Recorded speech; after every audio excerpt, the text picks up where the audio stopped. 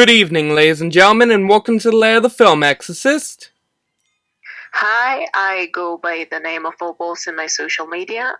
I am a digital artist from Argentina, but you already heard of me. I've been in this channel talking about myself in a pseudo interview, and I've been also reviewing B-stars with film. We gave our opinion on the story, characters, and audiovisual themes such as the music and art. And you know me as your fellow film exorcist who has been with you guys for years. So, now tonight we will be reviewing I Can't Understand What My Husband Is Saying. So, Kaoru is a serious office lady who's passionate about her job. Her husband, Hajime, on the other hand, is a hardcore otaku who lives an introverted lifestyle. Now on to our opinion. So I have to say that I was confused at first because I wasn't sure where the plot was going in the first episodes. And I did not understand the relationship of some secondary characters with the protagonists, such as Mayotama, Hajime's, the husband, little brother.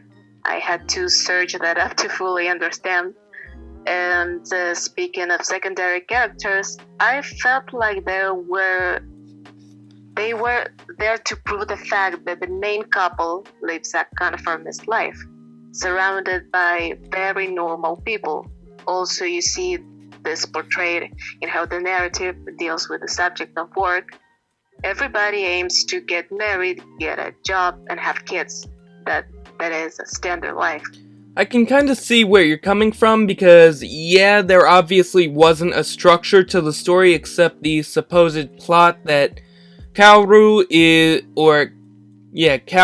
is pregnant and they needed to prepare, but to be honest, it was rarely mentioned and it really didn't have much effect on the show, except for the last episode where we watch as they try to come up with a name for their new baby girl.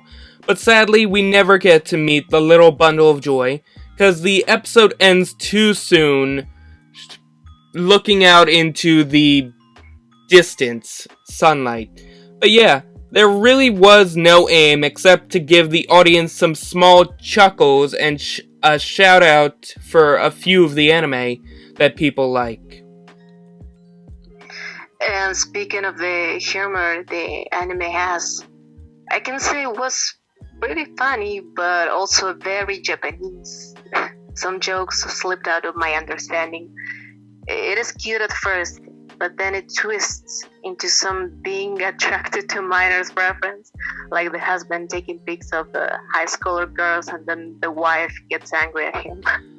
Oh, you mean when the wife's niece came to hang out and he is forced into the other room so that he stays away from her? Or because I believe she took off her shirt? Yes, that's one of the jokes I found kind of weird. But I guess it's the humor the anime handles, such as those sexual jokes of the drunk wife forcing the husband into having sex with her. I believe that's called familial rape. It is, but I didn't want to say that, and I guess YouTube can censor it. True. Hey, I guess the writers have been listening a little too much to the ship posters, but they're put there when writing this anime.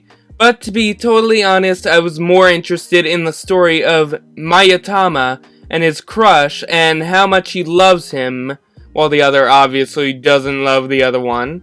I mean, obviously it was never gonna happen, but hey, some great stories have an interesting chase scene. And I guess the bowling episode was okay. Really, I just saw the series as something to watch once, just to say we did it. Yeah, the bowling episode was fun. Yeah, you can get to see a little bit more of Miki-san and Mayadama.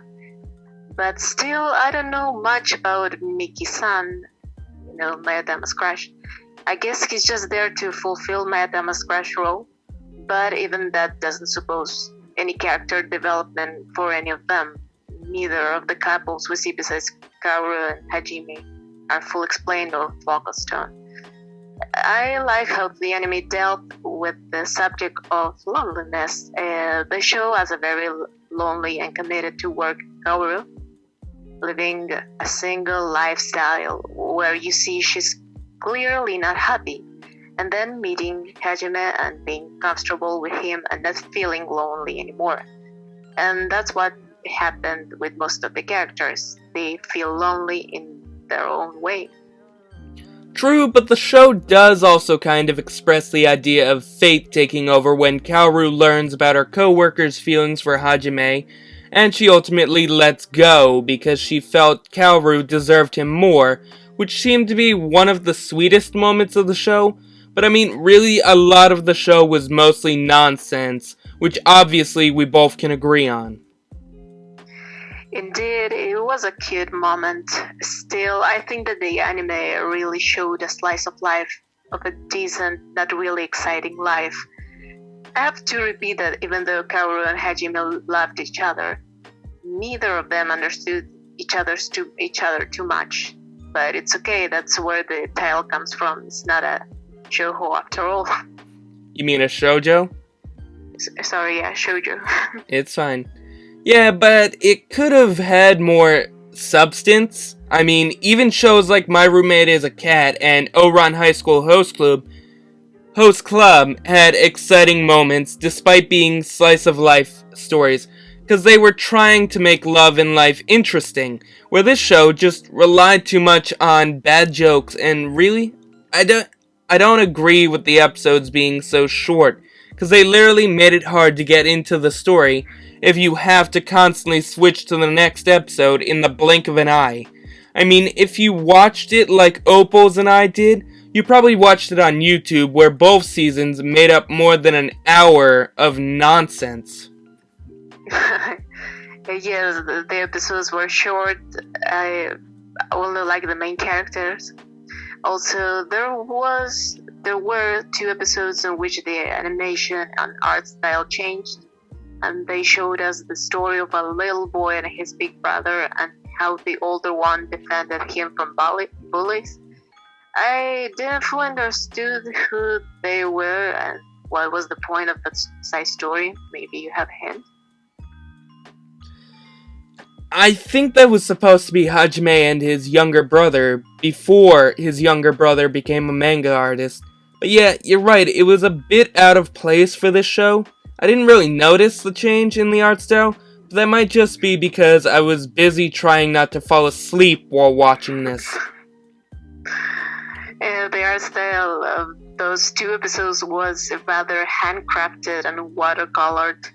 I don't mean they were traditionally made, but since they were flashbacks, I guess they needed distinction from the regular episodes. But the art style itself was simple, and the characters' designs confused me a bit. Everyone looks very childish, not to mention lolly-like.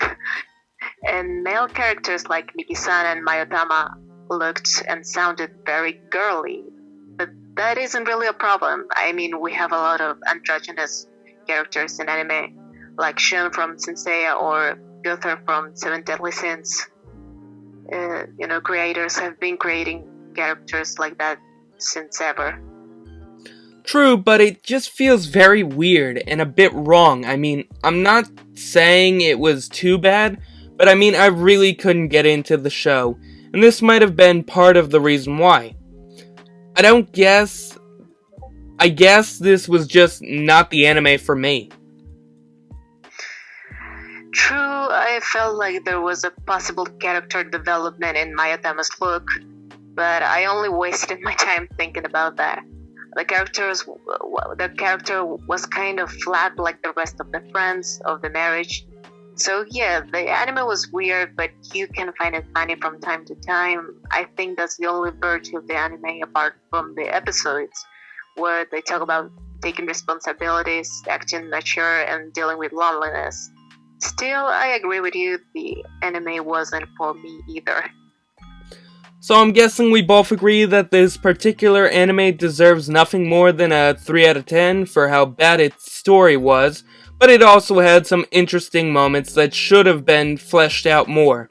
So I don't think we'll be coming back to this series anytime soon, and we definitely don't recommend this to any of our viewers unless they are really bored with life.